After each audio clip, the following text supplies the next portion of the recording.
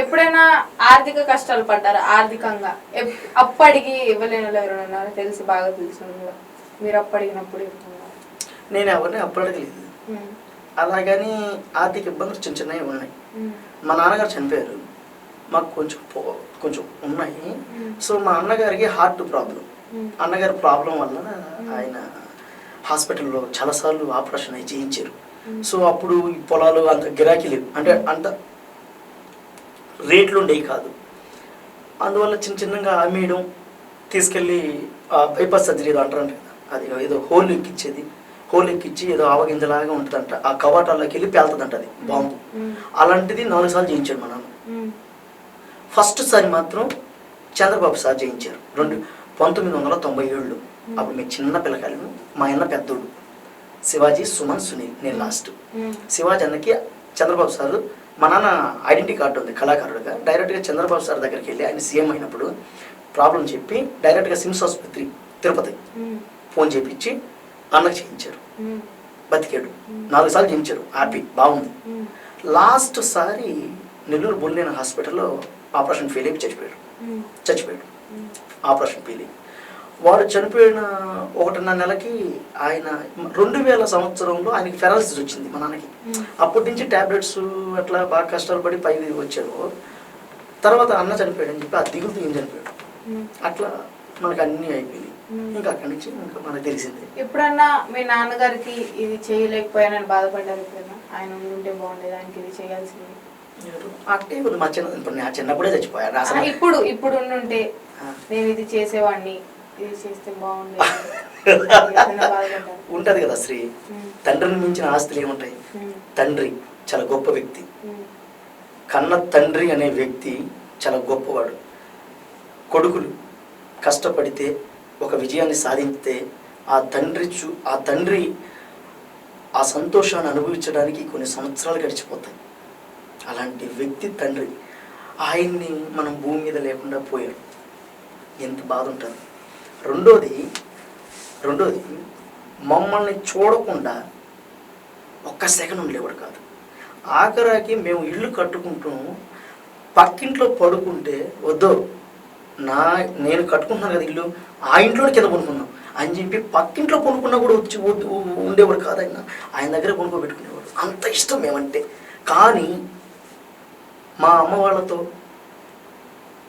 ఒక అనుబంధం కానీ తీరకుండా, మాతో మేము కష్టపడి పైకి వస్తున్న విధానంలో మా సక్సెస్ని చూడకుండా అటు వాళ్ళని, మా నాన్నకి 2 భార్యలు, అక్క చెల్లెళ్ళే, అటు వాళ్ళని ఇటు మమ్మల్ని చాలా తక్కువ టైంలో ఆయన ఇడిపించి వెళ్ళిపోవడం. మంచి జ్ఞాని, మంచి తెలివితేటలు, ఆయనకి డ్రింక్ అలవాటు కూడా లేదు. అట్లాంటి కళాకారుడిని జనాలు కూడా మిస్ అయిపోయారు, మేము మిస్ అయిపోయాం. మన కడుపును పుట్టిన పాపను కూడా మనం అమ్మ అని పిలుచుకోవచ్చు. మన కడుపును పుట్టిన పాపని అమ్మ అని పిలుచుకోవచ్చు, కానీ కడుపును పుట్టినోడు కూడా నాన్న అనలేం. నాన్న అంటే అంత వాల్యూ. ఎవరిని పిలవలేం. అమ్మ ఎవరిని, ఇప్పుడు నేను అమ్మ అని పిలవచ్చు, ఇంకొక అమ్మ ఉంది అమ్మ అని పిలవచ్చు, కానీ నాన్న అనే పదాన్ని ఎవరిని పిలవలేడు. అది నాన్న ఒక్కడికే సొంతం. అందుకే నాన్న ఆయన ఎప్పుడు ఎక్కడున్నా సంతోషంగా మనల్ని చూస్తూ ఉండాలి. నాన్న ఈ సృష్టిలో చాలా గొప్ప వ్యక్తి నాన్న. అందుకే తల్లిదండ్రులు పిల్లలందరికీ చెప్తున్నా, తల్లిదండ్రులు గౌరవించండి, గుర్తించండి. వాళ్ళు పడే కష్టాన్ని మీరందరూ కూడా చూసి నేర్చుకొని వాళ్ళలా కష్టపడి మళ్ళీ వాళ్ళని జాగ్రత్తగా చూసుకొని వాళ్ళకి పెట్టే పట్టడం పెద్ద విషయం కాదు, పెట్టండి. భార్యలు రాగడంగా కొట్టకండి, భార్యలు వచ్చాక వాళ్ళని కొట్టకండి, కొంచెం అన్నం పెట్టండి. మీ సక్సెస్ బాగుంటే వాళ్ళు హ్యాపీగా ఫీల్ అవుతారు. అదే ఈ చెప్తలుచుకున్నాను. ఇన్ని ఇంటర్వ్యూలు ఇస్తున్నారు. సునీల్ గారి గురించి ఒక విషయం చెప్పాలి. ఆయన జగన్ క్యారెక్టర్ నన్ను షర్మిలా గారిగా చేయమన్నారు. అయితే ఆయన నాకు తెలియదు, కానీ నేను నెక్స్ట్ డే షూట్ అన్నప్పుడు ఆ రాత్రి 10ంటికి నేను రాలేనండి రేపు అంటే, ఆయన ఎవరెవరి దగ్గర నుంచి నా నెంబర్ తీసుకొని ఆయన ఫోన్ చేసి మరి కన్విన్స్ చేసి మీరు రేపు ఎలాగైనా షూటింగ్కి రావాలని చెప్పి మరీ పిలిపించుకున్నారు. ఆయనకు అంత హోదా, అంత స్థాయి ఉన్నా కూడా నేను ఎవరో తెలియకపోయినా ఆ నెంబర్ తీసుకొని మరి ఫోన్ చేసి రిక్వెస్ట్ చేశారు. That's a very good quality. Interview కూడా అడగగానే ఓకే అన్నారు. ఈ రోజుల్లో ఇంటర్వ్యూ అంటే పేమెంట్ అడిగే వాళ్ళు చూసాము, టైం పట్టింది 2 days 3 days వర్క్ ఉందా వర్క్ ఉందా అంటారు. కానీ అడగగానే టైం అన్న టైంకి కరెక్ట్గా వచ్చారు. రెడీగా ఉన్నారండి ఇంటర్వ్యూ అనగానే? ఇంటర్వ్యూ అనేది కాదు, ఏదైనా నేను ఒక పని అనుకున్నా, నేను ఒక దారిలో వెళ్తున్నా, ఏదైనా టైంకి వెళ్ళిపోవాలి, టైంకి పని చేయాలి, టైంకి మళ్ళీ వెనక్కి వచ్చేయాలి ఇంటికి. హాయిగా పావుల ₹10 తీసుకొని మంచిగా మనకు కావాల్సింది వండి పెట్టుకొని తినేసి రెస్ట్ తీసుకొని నెక్స్ట్ డే ఏంటి అనేది మళ్ళీ నేను ప్రణాళిక సిద్ధం చేసుకుంటూ ఉంటాను. ప్రణయ్ గోదావరి మూవీ అదేనా? గోదావరి ప్రణయ్ గోదావరి మూవీలో అసలు ఈయన ఫేస్ కట్ ఈయన క్యారెక్టర్ అసలు ఇట్లా ఉండవు. ఫస్ట్ బట్టలే ఉండవు, చూపిస్తాను. బట్టలే ఉండవు. శ్రీ చూపిస్తా శ్రీ ఒకసారి. ఒక చిన్న గోచి ముక్కు ఉంటది, సో మీరు చూసి గుర్తుపట్టలేరేమో. మన ఆడియన్స్ నెక్స్ట్ వచ్చే నెల రిలీజ్. సో ఆ గోచి చూసారు కదా, వచ్చే నెల రిలీజ్ ఫ్రెండ్స్. అసలు ఆ గోచి వెనకాల ఏం దాగుందో తెలుసుకోవాలంటే గోచిలోనా? అసలు ఆ గోచి కట్టుకోవడానికి స్టోరీ ఏంటి, అసలు ఏం దాగి ఏంటంటే ఏం మాట్లాడతారు మీరు? అంటే గోచిలో ఏముంది మనకి ఎందుకని, గోచి వెనకాల స్టోరీ ఏంటి? ఆ సినిమా అసలు ఈ రోజు మూవీస్ లో హీరో హీరోయిన్ సూటు బూట్ వేసుకొని ఒక ఫైట్ సీన్, ఒక లవ్ సీన్, ఒక చేజింగ్, ఒక కాలేజ్ కదా, ఇలాంటి రోజుల్లో ఒక గోచి కట్టుకొని ఒక మనిషి సినిమా మొత్తం ఉన్నారంటే అది గ్రేట్ అనే చెప్పాలి. అంటే ఒక క్వశ్చన్ అడితే ఏమనుకోద్దు, అంటే సైడ్ లై కానీ ఈ ఇంటర్వ్యూ ఇది మామూలుగా వెళ్ళదండి బాబు, ఇదేది కాదండి. ఇప్పుడు మీరు గోచి మీరే కట్టుకున్నారా, ఎవరైనా చూపించారు ఇట్లా కట్టుకోవాలని? లేదండి, డైరెక్టర్ గారే. మీకు ఆయన మొత్తం ఆయన డిజైనింగ్ పిఎల్ విఘ్నేష్ గారు. ఇప్పుడు దీని గురించి చెప్తానండి. పిఎల్ విఘ్నేష్ గారు డైరెక్టర్ గారు. సో సారే కథ రాసుకున్నప్పుడు, సారే అన్ని చేస్తున్నప్పుడు డిజైన్ చేస్తున్నారు. అన్ని ప్రొడక్షన్ అన్ని గోచి ఒకే గోచి ఆ సినిమా మొత్తం వాడారా, వేరు వేరు వాడారా? అంటే పరిస్థితులు అనుకోనిచ్చలేదండి, అందుకే ఒకే గోచి వాడాల్సి వచ్చింది. ఆ ఒకే గోచి షూట్ మధ్యలో చినిగిపోతే పరిస్థితి ఏంటి? ఏమన్నా అది కూడా జరిగిందండి. అంటే మేము గోదావరిలో సాంగ్ షూట్ చేస్తున్నాం, రిలీజ్ అయింది, యూట్యూబ్ లో ఇప్పుడు ట్రెండింగ్ లో ఉంది. సాంగ్ షూట్ చేస్తున్నాము. కెమెరామెన్ గారు ఏదో ప్రసాద్ సార్ అని చెప్పి చాలా సీనియర్ మోస్ట్. మన విఘ్నేష్ గారేమో మోనిటర్ దగ్గర కూర్చోన్నారు. ఇటు వచ్చి ఇటు డాన్స్ చేస్తూ వచ్చి నేలలో కూర్చొని ఇటు అనాలి. ఇది కంపోజ్ చేశారు కలర్ మాస్టర్ గారు అని చెప్పి, మంచి టాలెంటెడ్.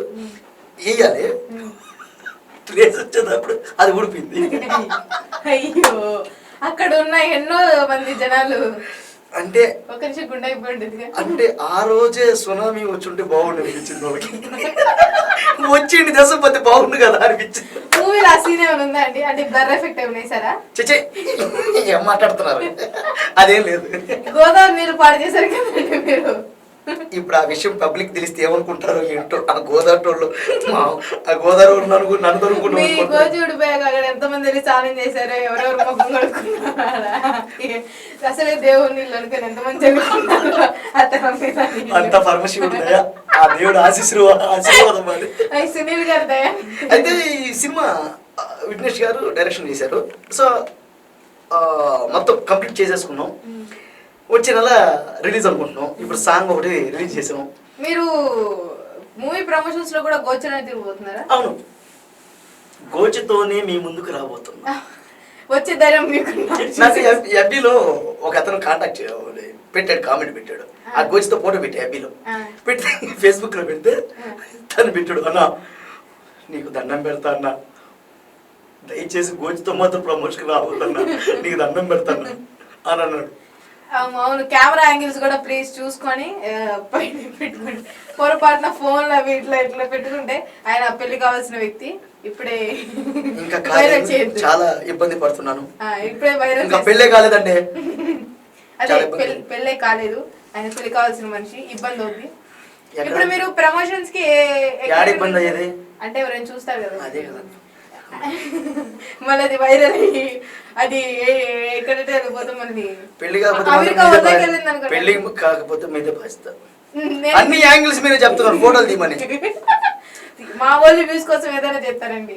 నేను గోచిపాత పెట్టుకున్నాను, లోపల కూడా ఏమి వేసుకోలేదు. మరేం అదే అడుగుతున్నా కానీ అడిగితే బాగుంటుంది. అయ్యో గట్టి అసలే వర్షాకాలం. అసలు ఇంత సౌమ్యుని సున్నితమైన వ్యక్తిని నేను గోచిపాత పెట్టుకున్నాను. అసలు లోపల కవచం లేకుండా ఈ సమాజం యాక్సెప్ట్ చేస్తుందా? శేఖర్ గారు తన ఆయన స్వహస్తాలతో 2 సార్లు చూశారు. ఆయన అయితే చాలా హ్యాపీ ఫీల్ అయ్యారు. అది ఆయన అదృష్టంగా భావించాడు. సాంగ్ చూసారా? సాంగ్ చూసారా? కాదండి, గోచిపాత ఉడికినప్పుడు చూశాడు. నిజంగా అండి, షూటింగ్ లో 2 సార్లు ఊడిపోయింది. ఆయన చూసి చాలా హ్యాపీ ఫీల్ అయ్యారు. అరే సునీల్ గారి గోచి ఊడిపోయింది, ఆయనే పెట్టాడు. మళ్ళీ నిజంగా విఘ్నేష్ గారికి దండం పెట్టాడు. ఆయన సాహసం అనే చెప్పాలి. ఆ మోనిటర్ లో కూడా 2 సార్లు చూసి ఆయన రికార్డ్ అయింది, ఊడింది. రికార్డ్ అయింది చూశారు, చాలా రికార్డ్ అయింది. ఆయనకి 2 రోజులు జ్వరం కూడా వచ్చింది. హీరోయిన్ గారు అయితే రాను, నేను రాను, నేను అర్థం చేయను. ఆవిడకి తెలుగు వచ్చా? రాకపోవడం మంచిదైంది. ఆమెకు వచ్చిన భాషలు అన్ని తిట్టుకుంటాము. వెళ్ళిపోతారండి. కాదండి, ఇప్పుడు మీరు హీరోయిన్ గారు వెళ్ళిపోతా అన్నారు గోచుడు పడగండి. ఏంటి పరిస్థితి? మీరు సిగ్గుపడలేదా? ఎందుకు ఊడిపోగానే ఇట్లా? నాకు తెలియదు కదా, నేను పైన చూస్తున్నాను. ఇది కింద ఉడిపోయింది. నేను ఇట్లా డాన్స్ చేస్తూ పైన ఉన్నానండి, ఇది టప్పును ఉడిపోయింది. అప్పుడు నాకు ఒక విషయం అడుగుతాను. అది మీరు గోదావరి దగ్గర చేస్తున్నారు, గట్టిగా గాలి చదువు కొట్టుకొని ఆ నదిలోకి ఆ గోచి కొట్టుకెళ్ళిపోతే అప్పుడు మీరు ఏం వేసుకున్నారు? మీ పరిస్థితి ఏంటి? నేలలో ఉంటాను కదండి, ఇబ్బంది లేదు. అంటే మీరు బయటే ఉన్నారు, అది గాలి వచ్చి నేలలో కొట్టుకెళ్ళిపోయింది. ఏమండి టూ మచ్ అండి, అది లూజ్ అయ్యి ఉంది, మీకు తెలియదు. గాలి వచ్చి ఒకేసారి ఇట్లా వెళ్ళిపోయింది. అప్పుడు జనాలు పోతారు, నేను ఎందుకు పోతాను? అంటే అప్పుడు మీరు అక్కడే ఉన్నారు అనుకోండి, ఏదైనా హెల్ప్ చేయొచ్చు కదా. నేనైతే యూట్యూబ్ వీడియో తీసుకోండి, యూట్యూబ్ లో పెట్టుకోవడానికి. అంతేగాని గోచేవారు సాటి మగాన్ని గౌరవించట్లేదండి మీరు. లేదండి, కాదు, నా డ్రెస్ సగం చింపి సాటి మగానికి గౌరవం లేదా అండి? ఒక గోచి ఊడిపోతే ఒక గోచి ఇచ్చే అర్హత లేదా మీకు? మేము ఎక్కడండి, మీ డైరెక్టర్ గారు ఆనందపడతారు చూస్తూ. ఆయన చూశాడు కాబట్టి ఆయన సంతోషపడ్డాడు. అసలు గోచి కాన్సెప్ట్ ఎందుకు వచ్చింది ఈ రోజుల్లో? గోచి మీద ఎందుకు అంత కాన్సన్ట్రేషన్? సార్ అయితే మా పిఎల్ విఘ్నేష్ డైరెక్టర్ గారు, సో ఆయన ప్రీవియస్ కథలు రాసుకున్నప్పుడు ఆయన ఈ ఈ ఈ ఈ క్యారెక్టర్ మీద వాళ్ళ ట్రావెలింగ్ ఉంది. సో వాళ్ళు అప్పట్లో చూసి ఆ కథని ఎప్పుడూ రాసుకున్నారు. ఆయన అక్కడ పల్లె వాతావరణం, వాళ్ళ స్వచ్ఛమైన మనుషులు, వాళ్ళ విధి విధానాలు, ఆ చేపలు గేలాలతో పట్టుకోవడం, అందులో ఒక అమాయకుడు ఎలా ఏంటని అట్లా ఆయన కథ రాసుకున్నారు. హీరోయిన్ పెట్టారు ఇందులో? హీరోయిన్ కూడా గోచేనా లేదా ఏమైనా? లంగా వనేసారండి. ఆవిడ లంగా కొంచెం జిప్పి మీరు చుట్టుకోవడం ఏం లేదు అక్కడ ఏదైతే. సో వర్షాకాలం కాబట్టి మీరు ఆ గోచులో ప్రమోషన్ చేయకూడదని కోరుకుంటున్నాం. పొరపాటున ఏ గాలికో అది తడిచి వానకో తడిచి ముద్ద అయితే జనాలే కదా ముద్ద అయ్యేది. ఏంటండి గోచి ముద్ద అయితే ఏమైంది? మీకు ఎయిర్ ఫ్రీగా అనిపించింది షూటింగ్ అప్పుడు? పెద్ద పెద్ద హీరోస్ వీళ్ళంతా కష్టపడతారు హెవీ కాస్ట్యూమ్స్ వల్ల, మీకు జస్ట్ 1 పీస్ కదా, మరి ఎట్లా? అంతే. కస్టమర్ గారు కూడా సాయంత్రం టైం 6 గంటలు అయిపోయినా కస్టమర్ వచ్చేసి నన్ను నెట్టేసి గోచి తీసుకుని వెళ్ళిపోయేవాడు. ఏ సినిమా అయినప్పటికీ కూడా నేను ఒక కళాకారుడుగా నాకు ఏదైనా చేస్తా అనే ధైర్యం ఉంది.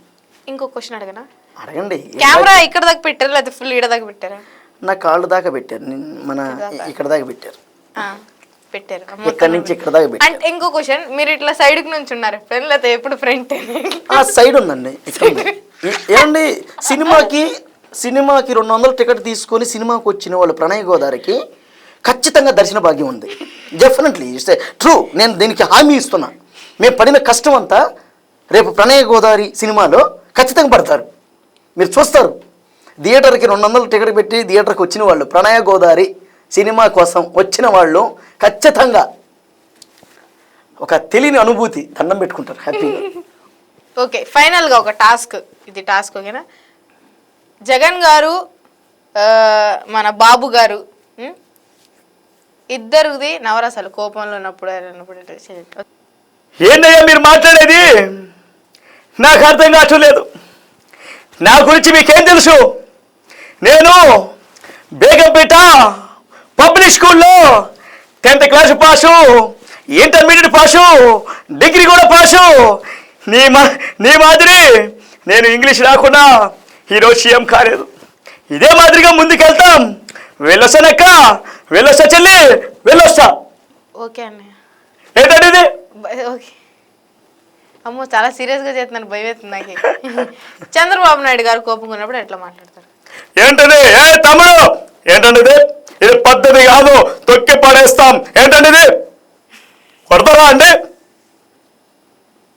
మా జోలికి వస్తే నారాలు కట్ చేస్తాం. అమ్మో 5 నిమిషాలు భయం వేసింది నాకు. ఆనందంగా ఉన్నప్పుడు, లాస్ట్ ఆనందంగా ఉన్నప్పుడు ఎట్లా మాట్లాడతారు? ఇదే మాదిరిగా చూస్తూ ఉంటే చాలా సంతోషంగా ఉంది. ఇదే మాదిరిగా ముందుకెళ్ళాలి. జై జన్మభూమి వెళ్ళొస్తాను. జగన్ గారు ఆనందంగా ఉన్నప్పుడు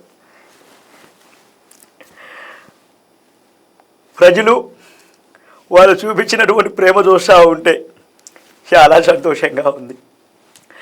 వాళ్ళు ఎప్పుడు కూడా వాళ్ళని దృష్టిలో పెట్టుకొని నేను ఎప్పుడు కూడా మాట్లాడుతూ ఉంటాను. ఏ మాదిరిగా ముందుకెళ్దాం. వెళ్ళొస్తానక్క, వెళ్ళొస్తా చెల్లి, వెళ్ళొస్తా.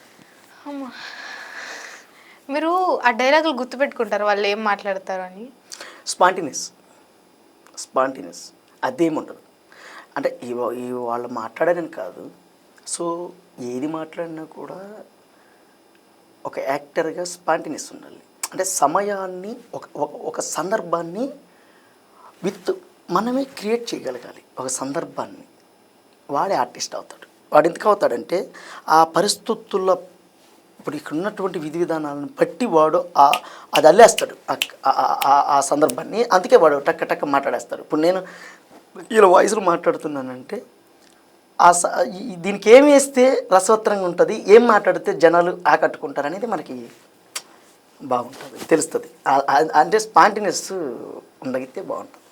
థ్యాంక్ యూ సో మచ్ అండి. ఇంత దూరం వచ్చి ఇంటర్వ్యూ ఇచ్చి మేము అడిగిందల్లా చెప్పి, మీ లవ్ స్టోరీస్ చెప్పి, ఆ క్యారేజ్ బాక్స్ గురించి చెప్పి, ఎండింగ్లో గోచ్ గురించి చెప్పి, త్వరలోనే మీ మూవీస్ రాబోతున్నాయి. 100% సినిమా అందరూ చూడండి. ప్రణయ గోదావరి ఫ్రెండ్స్ మీరందరూ చూస్తేనే ఎంత పెద్ద నటులైనా, ఎంత పెద్దోళ్ళైనా, ఎంత రాజకీయ నాయకులైనా మీరు వద్దు అంటే కింద పడిపోవాల్సిందే. మీరు కావాలి అనుకుంటే ఇక ఆకాశమే. సో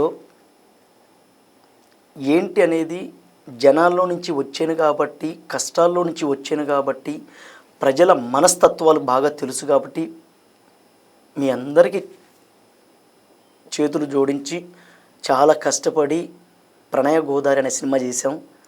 గోదావరిలో చేసామండి. చాలా కష్టాలు పడ్డాను. నా ప్రాణాలు కూడా చాలా ఇబ్బందిగా కలిగింది. అయినప్పటికీ కూడా సినిమా తయారు చేసి ఈరోజు మీ ముందుకు వస్తున్నాం. మీరందరూ చూసి సపోర్ట్ చేస్తేనే మేము ఇంకో సినిమా తీసి మిమ్మల్ని సంతోషపరుస్తాం, మేము సంతోషపడతాం.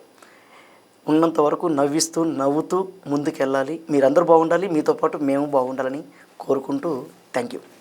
థ్యాంక్ యూ సునీల్ గారు, thank you so much. Cinema రాబోతుంది సునీల్ గారిది గోచితో. ప్రణయ్ గోదావరి విత్ గోచి. I'm ready to see. అందరం థియేటర్కి వెళ్ళి దగ్గర నుంచి చూడాలని మనస్ఫూర్తిగా కోరుకుంటున్నాను. కాదు, సినిమాని దగ్గర నుంచి చెప్పండి. మరి గోచిలో మరి అంటే బాగుంది. అదే ఆయన క్యారెక్టర్ గోచి అంటే ఇప్పుడు ఫేస్ మీరు ఇట్లా చూస్తున్నారు, కానీ అందులో మనం గుర్తుపట్టలేము. మొత్తం కట్టింగ్ గిట్టింగ్ ఉండి గోచి ఉంటుంది. అందుకే మనకు ముందుగా ఇండికేషన్ గోచి గోచి అని అనిసారి చెప్తున్నా. ఆ గోచులు ఉండేది ఈయనే. సో అందరం చూద్దాం. జగన్ సార్ చేసింది. జగన్ మొన్నకైనా జూమ్ చేసి నా పోస్టర్ చూసి జగన్ క్యారెక్టర్ చేసింది మీరే కదా, అమ్మా ఈ గోచి లేకుండా ఉండేది మీరేనా, ఈ రెండు మీరేనా అమ్మా అని ఆశ్చర్యపోయారు శ్రీ. చాలా చాలా సంతోషం వేసింది ఆయన. అంటే అసలు ఆ క్యారెక్టర్ కి తగ్గట్టు మారిపోయారు ఫుల్గా. హెయిర్ కానీ ఏ పాత్ర అయినా సరే, ఏ పాత్ర అయినా మనది కాని పాత్రకు ప్రాణం పోయటమే నటన.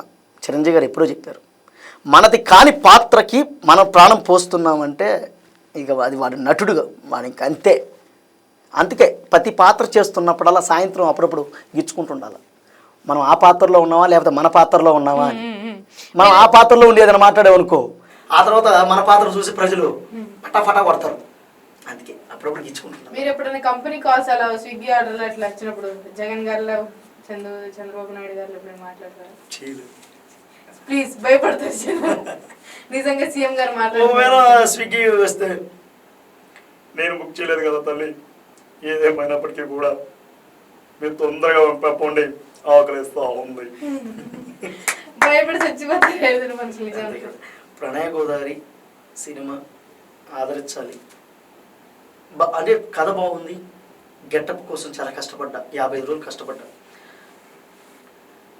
అసలు ఆ ఇసుకలో చాలా కష్టపడ్డాను శ్రీ. అందుకే సినిమా కూడా చాలా బాగా వచ్చింది. అందరూ చూస్తే ఇంకా అందరూ చూసి ఆయన టాలెంట్ని ఆయన కష్టాన్ని ఎంకరేజ్ చేయాలి. ఎవరెవరు వస్తున్నారు ఇన్ఫ్లుయెన్సర్స్, స్క్రాప్ బ్యాచ్ అంతా, వాళ్ళకన్నా టాలెంట్ ఉన్న వాళ్ళని తప్పకుండా సపోర్ట్ చేయండి. ఇట్లానే మరెన్నో మంచి ఇంటర్వ్యూస్ వస్తాం. మళ్ళీ ఈయన మూవీ ప్రమోషన్ కూడా చేద్దాము త్వరలోనే. ఈయన ఇప్పుడు ఇట్లా చూసారు కదా, ఈయన వేరే మూవీలో అయితే ఎట్లుంటారు సేమ్ అట్లా చూద్దాం, అదే గెటప్ లో చూద్దాము. Thank you so much. Thank you Shri. సున్నితంగా సునీల్ గారికి thank you so much. Thanks అమ్మా.